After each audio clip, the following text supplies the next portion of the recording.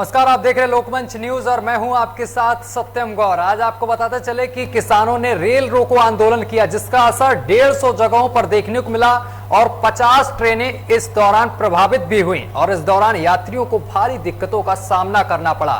किसानों की अब मांग है कि लखीमपुर कांड में जो हत्याएं हुई हैं किसानों की, इसको लेकर अजय मिश्रा टेनी को बर्खास्त किया जाए। फिलहाल उनके बेटे अभी पुलिस की गिरफ्त में हैं, लेकिन अब किसान मांग पर अड़ गए हैं कि अजय मिश्रा टेनी को पद से बर्खास्त किया जाए, इसके बाद ही निष्पक्ष जांच हो पाएगी।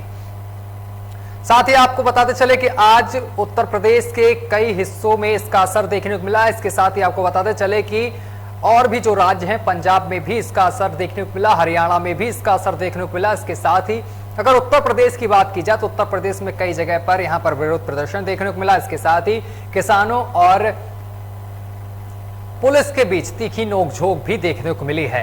और साथ ही 2022 का चुनाव भी बेहद नजदीक है, लेकिन देखने वाली ये बात होगी कि 2022 के चुनाव में कहीं बीजेपी को इसका खामियाजा न भुगतना पड़ जाए, क्योंकि किसान बेहद नाराज नजर आ रहे हैं। और इसी पर चर्चा करेंगे। हमारे साथ आपको बताते चले कि हमारे मेहमान जुड़ गए हैं, सबका परिचय आपसे करा दे। हमारे साथ बीजेपी से अनुपम भंडारी जुड़ गए हैं और इसके साथ ही आकाश जायसवाल हमारे साथ जुड़ गए हैं और नेता कांग्रेस हमारे साथ जुड़े हुए हैं। आपको बताते चले कि राघवेंद्र उपाध्याय जी जुड़ गए हैं।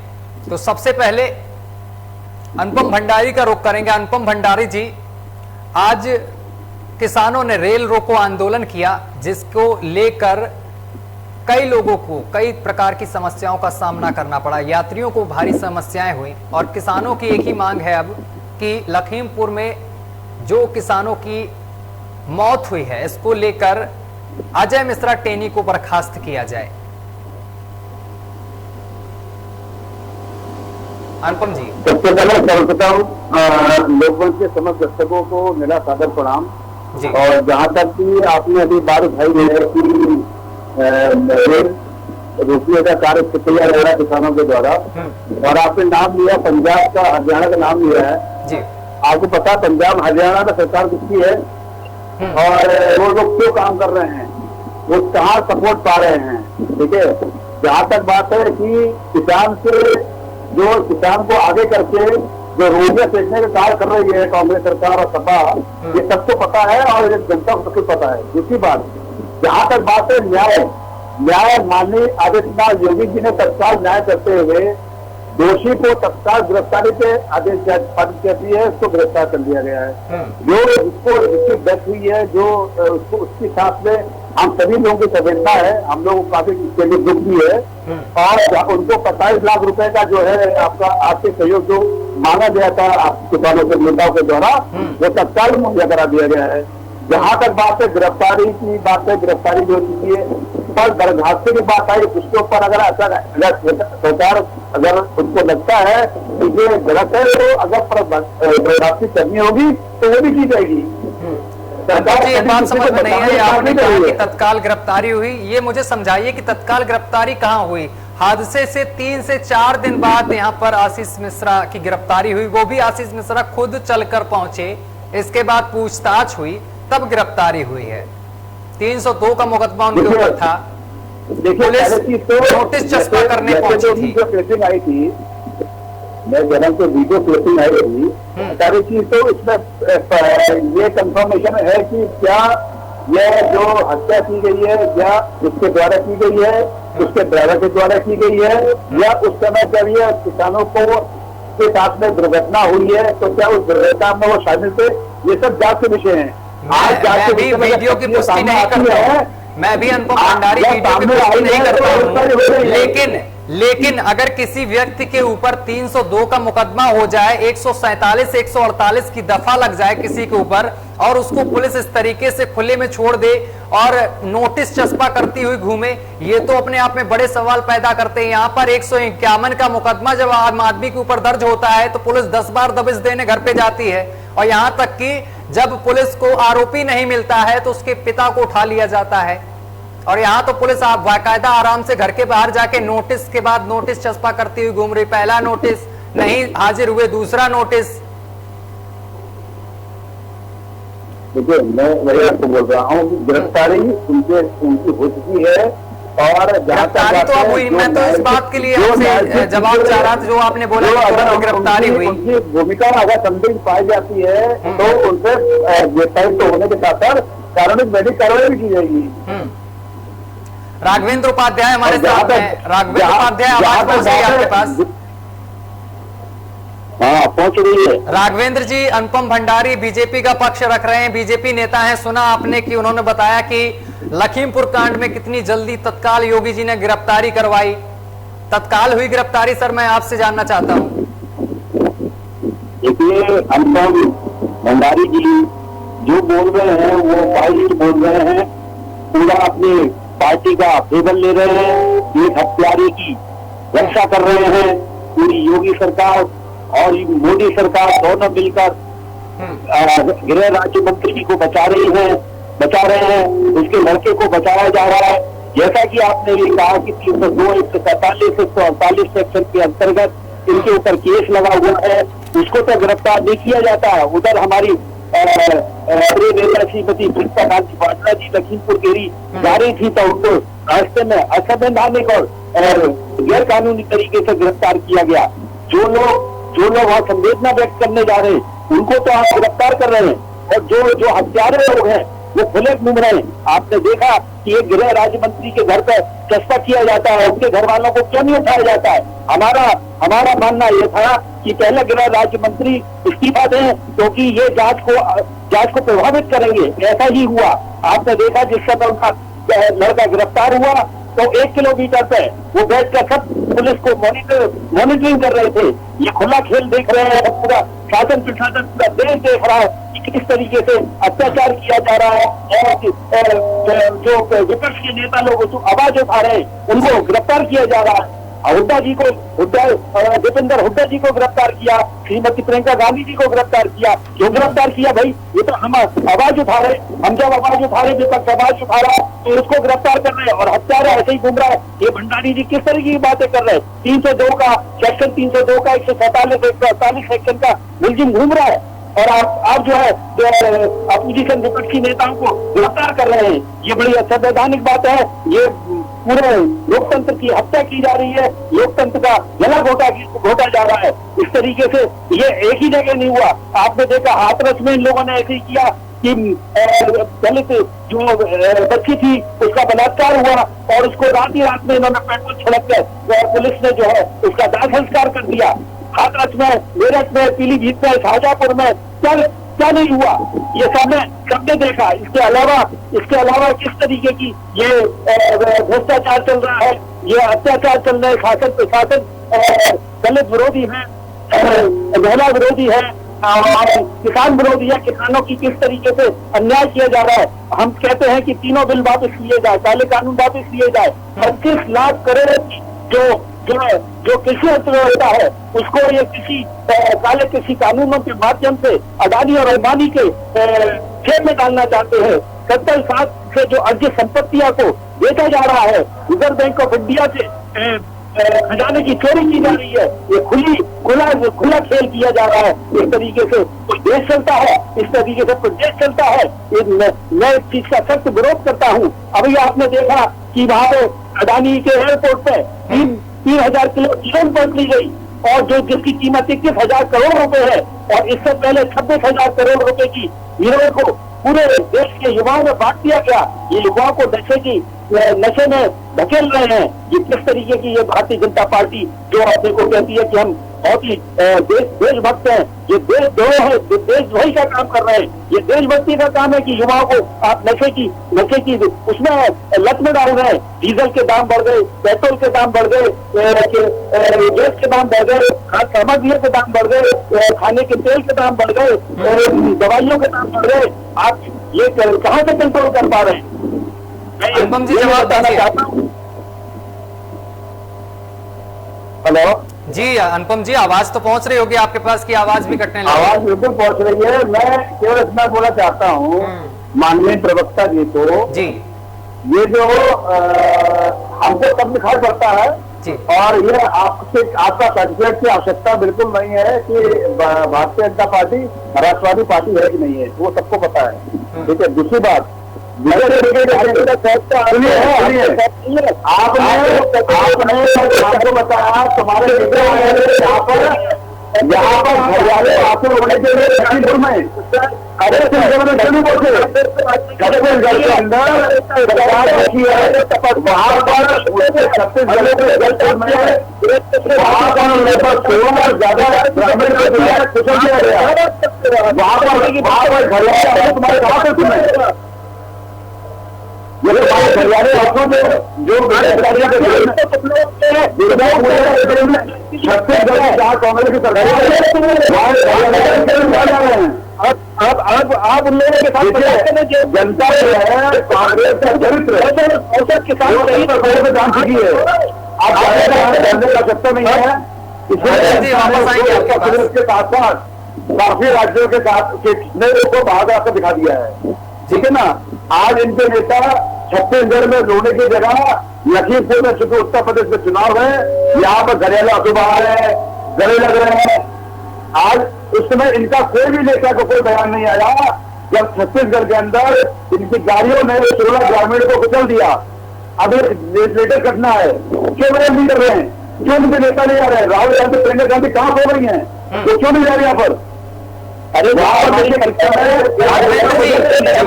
उत्तर प्रदेश में चुनाव है इसलिए यहाँ पर प्रियंका गांधी आ रही है और इस तरीके की राजनीति की जा रही है, किसानों को लेकर कांग्रेस राजनीति कर रही है। भाई जब वहाँ हमारी सरकार है तो बाकी सरकार देख रही है, इसमें जब ये यहाँ पे सरकार नहीं है और यहाँ अत्याचार हो रहे तो हम क्यों नहीं जाएंगे? प्रियंका गांधी वहां पर कहीं जहाँ सर बता रहे हैं कि कुचला गया, मिले पीड़ित परिवार से मिले जसपुर गाँव है, दुर्गा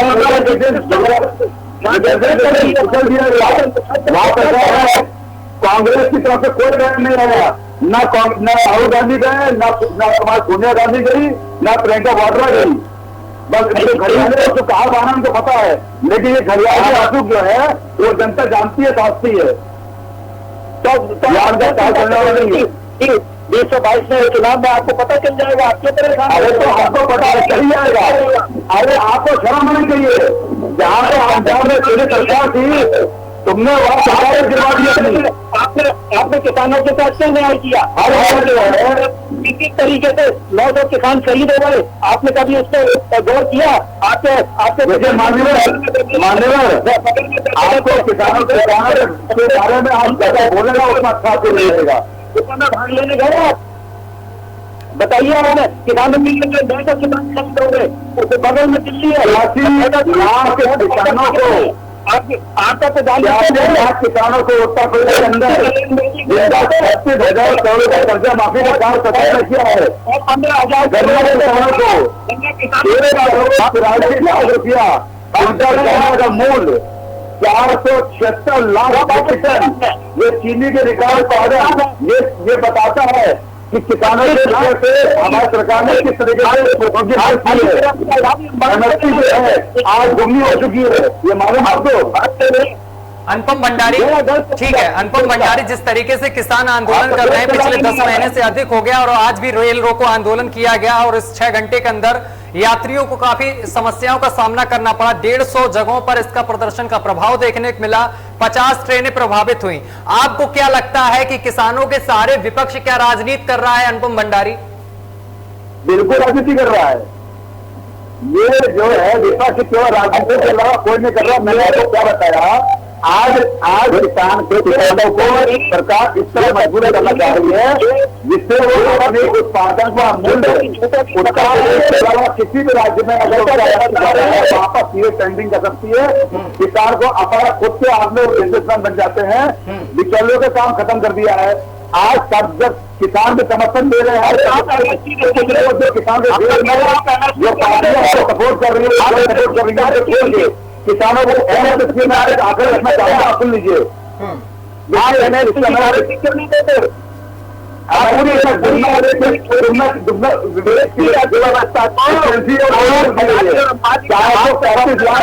मिट्टी का मतदान का जो सरकारी खरीद किसान रही है उसमें लगभग 80,000 का बड़ा दे गया है। 2.5 लाख करोड़ रुपए का रेवेन्यू इकट्ठा किया है, उसका क्या हिसाब किताब है?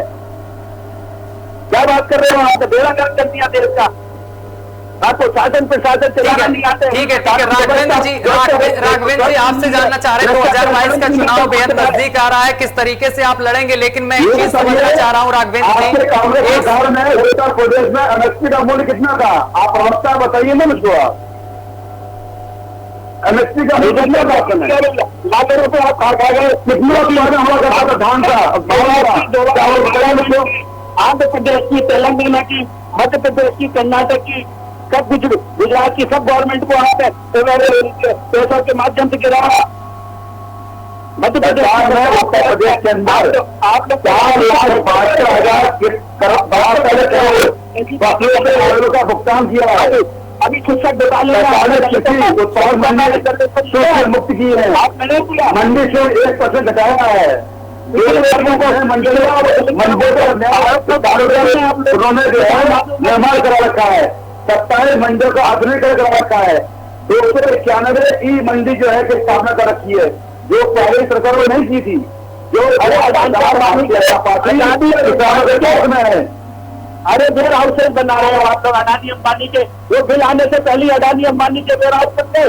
वो कैसे बन गए, कैसे पता किया? ऐसे जब जिस समय नोटबंदी हुई उससे पहले 200,000 के नोट आपके बीजेपी के नेताओं के पास पहुंचे, वो छपे भी और नहीं आए। आप देखिए घोटालों में आपका नाम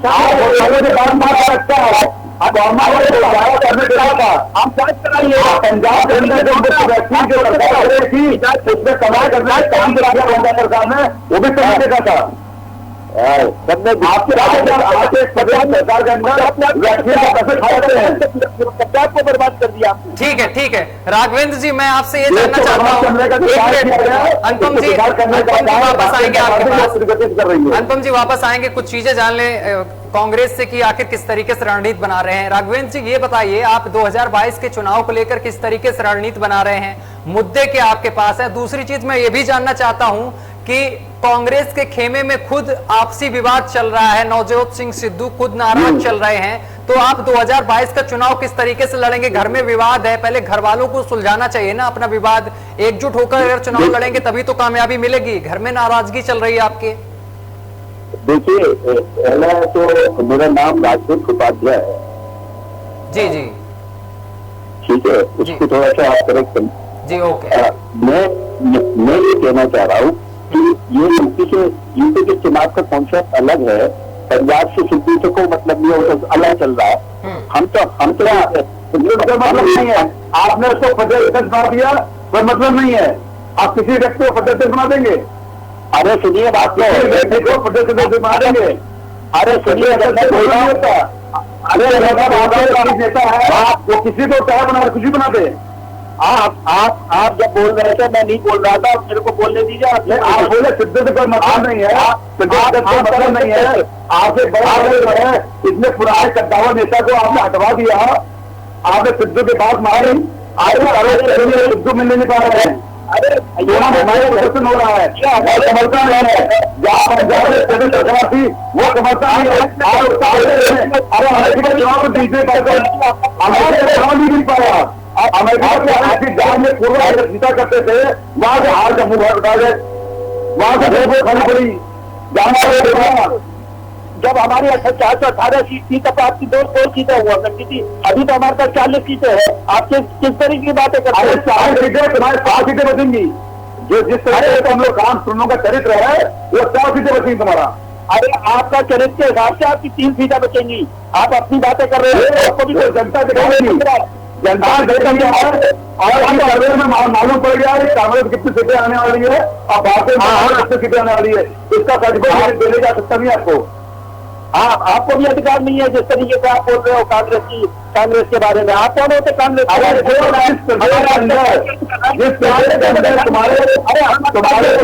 नेताओं ने घोषित किया है, मतलब नहीं आपको।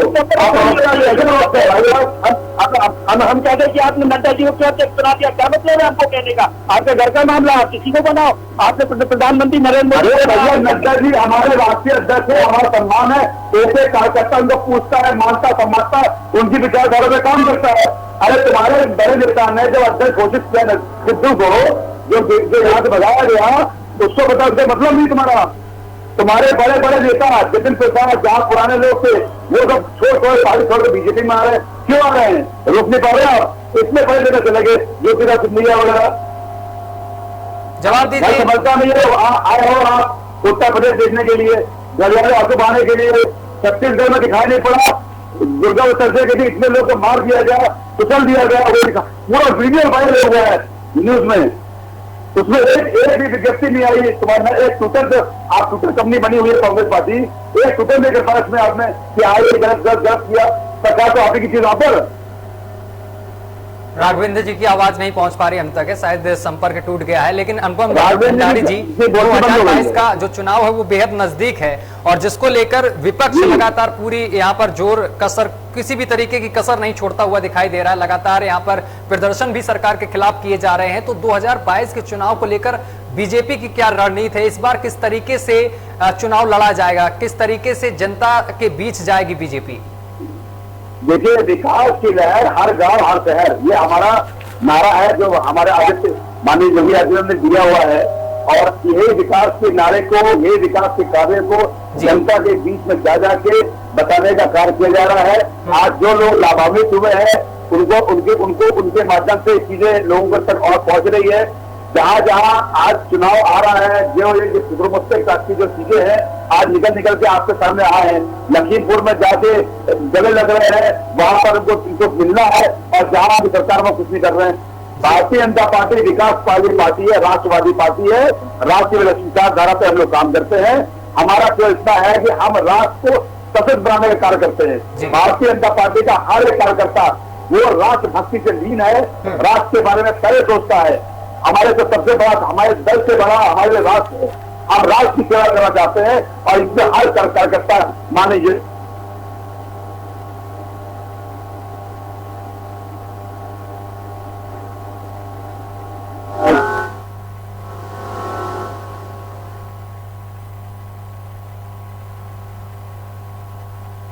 बिल्कुल नाराजगी यहाँ पर साफ तौर पर दिखाई दे रही है। विपक्ष लगातार सरकार पर हमलावर है। तो आप तीनों मेहमानों का बहुत बहुत शुक्रिया हमारे साथ जुड़ने के लिए। अनुपम भंडारी हमारे साथ जुड़े थे, बीजेपी का पक्ष रख रहे थे, और इसी के साथ राघवेंद्र उपाध्याय हमारे साथ जुड़े हुए थे जो कांग्रेस का पक्ष रख रहे थे। आप तीनों का बहुत बहुत शुक्रिया हमारे साथ जुड़ने के लिए। तो आपको बताते चले कि आज किसानों ने रेल रोको आंदोलन किया है और जिसके बाद 150 जगह पर आंदोलन का असर देखने को मिला है। 50 ट्रेनें प्रभावित हुई हैं और इसी बीच यात्रियों को भारी दिक्कतों का सामना करना पड़ा है। और इसी के साथ आपको ये भी बताते चले कि जो विपक्ष है वो लगातार सरकार पर हमलावर है और कई चीज़ों को लेकर सरकार को घेरता हुआ विपक्ष दिखाई दे रहा है। जिस तरीके से देश में महंगाई बढ़ रही है उसको लेकर भी विपक्ष लगातार सरकार पर हमलावर होता हुआ दिखाई दे रहा है। लेकिन ये देखना होगा कि 2022 का जो विधानसभा चुनाव है इसमें किसकी जीत होती है। फिलहाल मेरे साथ अभी के लिए बस इतना ही। देश दुनिया की तमाम खबरें देखने के लिए देखते रहिए लोकमंच न्यूज।